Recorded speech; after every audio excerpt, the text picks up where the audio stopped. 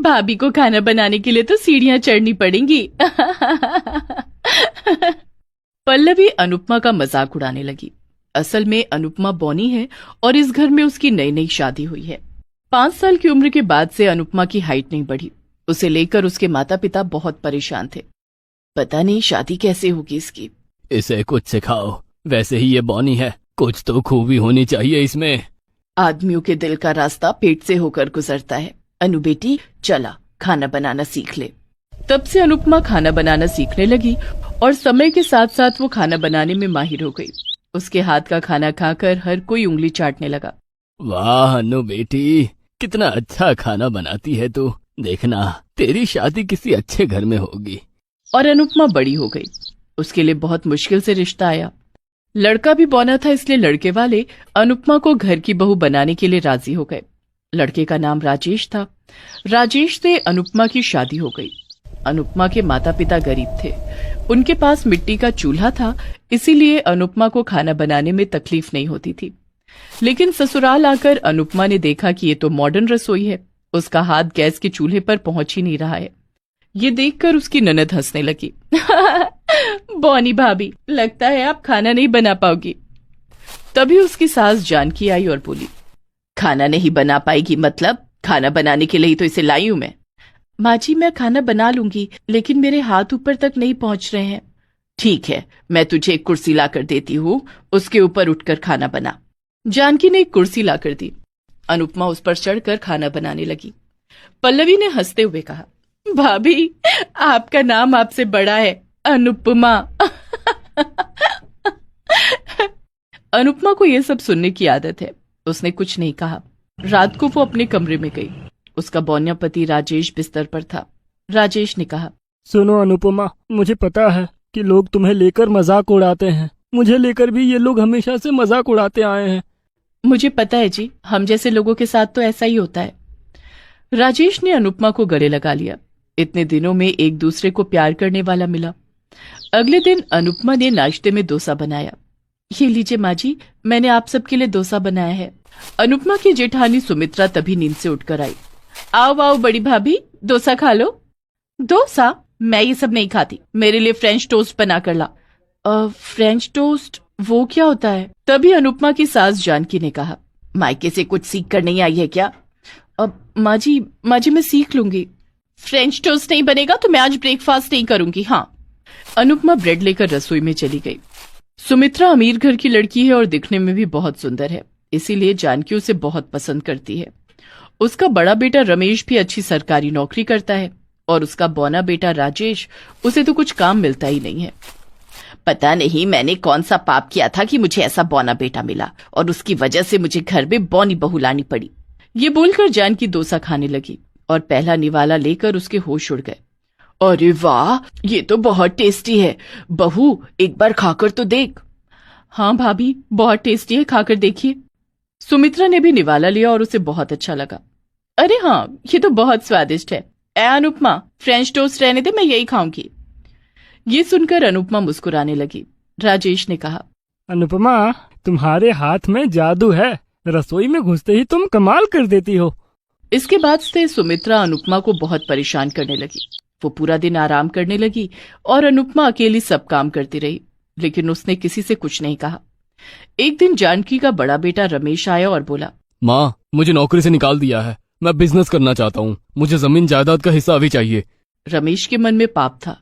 वो ऑफिस से सामान चुराता था, इसीलिए उसे बाहर निकाल दिया गया और अब वो जमीन जायदाद में हिस्सा मांगने लगा और सब कुछ अपने नाम कर लिया। इस बात से राजेश गुस्सा हो गया। भैया, आपने जो हिस्सा लिया है वो मेरा है, मुझे उसकी जरूरत है। अच्छा, अब जबान लड़ाने लगा है? ये क्या तेरी बीवी सिखा रही है तुझे? रमेश ने राजेश को एक फूटी कौड़ी नहीं दी और राजेश के साथ साथ अनुपमा को भी घर से निकाल दिया। जानकी ने कुछ नहीं कहा। इन दोनों से पीछा छूट जाए यही अच्छा है, इसे तो बचपन में कहीं फेंक देना चाहिए था। अनुपमा और राजेश बेघर हो गए। अब क्या करें अनुपमा, अब तो हम मर जाएंगे। नहीं नहीं, आपने ही तो कहा था कि मेरे हाथों में जादू है, मैं खाना बनाऊंगी। लेकिन कैसे? हमारे पास तो फूटी कौड़ी नहीं है। चिंता मत कीजिए, मेरे पिताजी ने शादी के वक्त मुझे एक सोने का हार दिया था। मैंने ये बात किसी को नहीं बताई, नहीं तो जेठानी मुझसे ये भी ले लेती। अरे वाह, तुम तो बहुत शातिर हो अनुपमा। अनुपमा ने उस हार को बेच दिया और उन पैसों से एक ठेला खरीदा और दोनों मिलकर उस ठेले पर फास्ट फूड बेचने लगे। उन्होंने ठेले को नाम दिया बॉनी बहू की रसोई। अनुपमा खाना बनाने लगी और राजेश उसकी मदद करने लगा। आइए आइए, स्पेशल बॉनी बहू के हाथ का खाना खाइए। लोग आने भी लगे और खाने भी लगे और सभी को खाना अच्छा भी लगने लगा। अरे वाह, इतना स्वादिष्ट खाना! क्या तुम हर रोज मेरे ऑफिस में दोपहर का खाना डिलीवर कर दोगे? हाँ हाँ, क्यों नहीं। देखते ही देखते बॉनी बहू की रसोई बहुत फेमस हो गई। जगह जगह से फूड ब्लॉगर खाना खाने आने लगे। तो आप देख सकते हैं दोस्तों, इस बॉनी बहू ने बनाया है कमाल का खाना, जिसे खा करके हम हो गए हैं दीवाना। अगर आप भी खाना चाहते हैं ऐसा खाना, तो आपको पड़ेगा यहाँ आना। ऐसे ही राजेश और अनुपमा बहुत अमीर हो गए। उन दोनों ने घर भी खरीद लिया। उधर रमेश बिजनेस से ज्यादा जुए पर ध्यान देने लगा, लेकिन जानकी ने अपने लाडले बेटे से कुछ नहीं कहा। और ऐसे ही एक दिन रमेश सारा पैसा जुए में हार गया और वो सभी रास्ते पर आ गए। राजेश को पुलिस ने गिरफ्तार कर लिया और जानकी, पल्लवी और सुमित्रा खाने के लिए रास्ते पर भटकने लगे। इतने में एक दिन वो बॉनी बहू की रसोई के सामने आए। मैंने जिस बेटे और बहू को नालायक समझा, उन दोनों ने अपने दम पर किस्मत बना ली और जिसे लायक समझती थी उसने मुझे रास्ते पर ला दिया। इतने में अनुपमा वहां आई और बोली, माँ जी आप लोग यहाँ क्यों खड़े हैं? आइए दुकान पर आइए, मैं खाना बनाकर खिलाती हूँ। अनुपमा ने तीनों को खाना खिलाया। तीनों ने अनुपमा से माफी मांग ली। अनुपमा ने कहा, कोई बात नहीं, गलती तो सबसे होती है। आप हमारे परिवार हैं, आज से हम सब एक साथ रहेंगे। तुम महान हो अनुपमा, तुम महान हो। हम सब तुम्हारी रसोई में काम करेंगे। इसके बाद सभी एक साथ रहने लगे। सभी एक साथ रसोई में काम करने लगे और ऐसे ही बॉनी बहू की रसोई बड़ी होती गई। बॉनी बहू ने दिखा दिया कि मेहनत का फल मीठा होता है। मालती झाड़ियों के बीच में बैठकर शौच कर रही है। वो गर्भवती है, इसीलिए नीचे बैठकर शौच करने में उसे परेशानी हो रही है। क्या यार, इतना बड़ा पेट लेकर तो मैं चैन से शौच भी नहीं कर सकती। क्या मुसीबत है। शौच करने के बाद मालती बहुत मुश्किल से खड़ी होती है। अरे बाप रे, खड़े होने में ही जान निकल गई। हे भगवान, बाकी 5 महीने मेरा क्या होगा। मालती घर गई। उसकी सास बिमला ने कहा, बहू आ गई शौच करके, अब जरा भिंडी काट दे। अरे रुकिए माँ जी, पॉटी करने में ही दम निकल गया, जरा रेस्ट कर लूं। आपकी भिंडी आप काटिए। ये सुनकर बिमला गुस्सा हो गई। क्या, मेरे साथ ऐसे बात करने की तुम्हारी हिम्मत कैसे हुई? आने दो आज रमेश को, मैं दिखाती हूँ। हाँ हाँ, आने दीजिए आपके रमेश को, मैं भी उसे दिखाती हूँ। रमेश पूरा दिन मेहनत करके शाम को घर लौटा। उस बेचारे को तो आइडिया भी नहीं था कि वो सास बहू के तांडव के बीच में कितनी बुरी तरह से फंसने वाला है।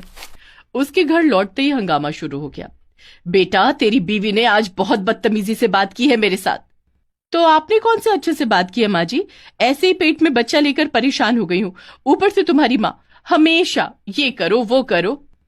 अच्छा, बच्चा क्या सिर्फ तुम पाल रही हो? मैंने पेट में बच्चा नहीं पाला था क्या? अरे रुक जाइए आप दोनों, जरा मुझे सांस लेने दीजिए। अरे यहाँ मुझे सांस लेने को नहीं मिल रहा है। घर में एक शौचालय नहीं है। मुझे इस हालत में भी खेत में जाना पड़ रहा है। जल्दी से एक शौचालय बनाओ, नहीं तो बहुत बुरा हो जाएगा। क्यों, बाहर जाने में दिक्कत है क्या? बैठने और उठने में परेशानी हो रही है। ठीक है, मैं देखता हूँ। रमेश ने मालती की बात मान ली। अगले दिन मालती सुबह सुबह शौच के लिए खेत में जा ही रही थी कि तभी उसके साथ रास्ते में मंजू की मुलाकात हो गई। मंजू इसी गांव की एक अमीर परिवार की बहू है। मंजू ने कहा, अरे मालती, इस हालत में कहाँ जा रही हो? ओ जी, शौच करने जा रही हूँ। इस हालत में भी खेत में उठने बैठने में परेशानी नहीं होती है क्या? होती तो है, लेकिन क्या करें। अरे मेरे घर चलो, हमने कमोड लगवाए है। कमोड? वो क्या चीज है? अरे चलो तो। मंजू के साथ मालती उसके घर गई और बाथरूम में घुसकर मालती चौंक गई। उसने जिंदगी में पहली बार कमोड देखा था। अरे ये तो बिल्कुल चेयर के जैसा है। हाँ, इस पर बैठकर तुम आराम से कर सकती हो, करके देखो। मंजू चली गई। मालती बाथरूम का दरवाजा लगाकर कमोड पर बैठ गई और उसे बहुत मजा आने लगा। इसे कहते हैं जिंदगी। आज पहली बार शौच करके इतना मजा आ रहा है, मुझे भी यही चाहिए। मालती को बहुत मजा आया। वो घर गई और रमेश से कहा, देखिए जी, मुझे कमोड वाला बाथरूम चाहिए। कमोड क्या होता है? वो चेयर के जैसा होता है, उस पर बैठकर हम कर सकते हैं। ये सुनकर बिमला बहुत गुस्सा हो गई। छी छी छी छी बहू, तुम में लाज शर्म नाम की कोई चीज है कि नहीं? इस घर को अपवित्र करोगी क्या? अच्छा, और घर की बहू खुले में शौच करने जा रही है, इसमें घर अपवित्र नहीं होता? नहीं होता है, क्योंकि यही परंपरा है। देखिए माँ जी, मैं पेट से हूं, कमोड पर बैठने में मुझे आसानी होती है, मुझे कमोड ही चाहिए। नहीं, इस घर में कमोड नहीं आएगा। दोनों में फिर से झगड़ा शुरू हो गया। ओहो, चुप रहो तुम दोनों, मुझे शांति से काम पर जाने दो, लौट के देखता हूँ। रमेश काम पर चला गया। मालती ने मन ही मन सोचा, ये बूढ़ी औरत मुझे घर में कमोड नहीं लाने देगी, मुझे ही कुछ करना पड़ेगा। रात को चुपके से मालती उठी और बिमला के कमरे से उसकी चेयर बाहर लाई। अब मैं इसके बीच में छेद कर दूंगी। मालती ने चेयर के बीच में छेद कर दिया और सुबह चेयर उठाकर खेत में चली गई। वो चेयर पर बैठ गई और उस छेद से शौच करने लगी। आहा, कितना मजा आ रहा है। उसी वक्त वहां से एक बूढ़ा आदमी जा रहा था। उसने ये देख लिया।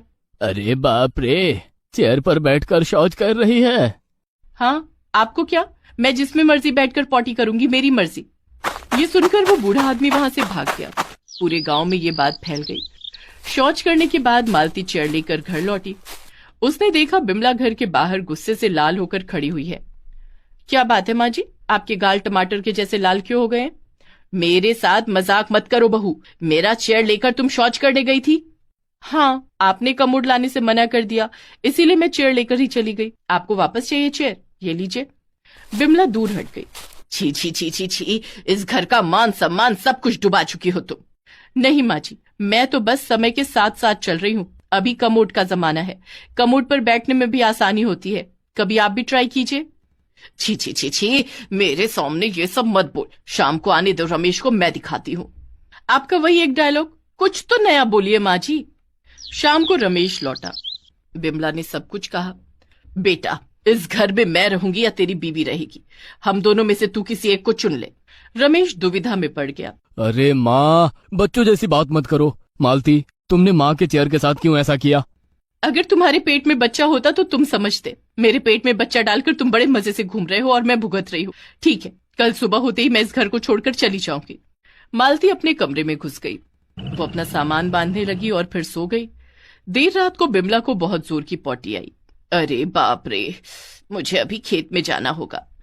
बिमला जल्दी से बाहर गई और तभी उसके पैर में मोच आ गई। वो गिर पड़ी। अरे बाप रे, कोई है? मुझे उठाओ, कोई है? रमेश और मालती दौड़कर वहां आए और दोनों ने मिलकर बिमला को उठाया। गिरने के कारण बिमला के पैर में चोट लग गई थी, वो चल नहीं पा रही थी। मुझे बहुत जोरों की आई है, मुझे अभी करना होगा, नहीं तो कपड़ों में ही निकल जाएगी। लेकिन माँ, आप बैठोगी कैसे? पैरों में तो चोट आई है। अरे वो चेयर शौचालय है ना। मालती वो चेयर लाई और उस पर बैठकर बिमला ने शौच किया।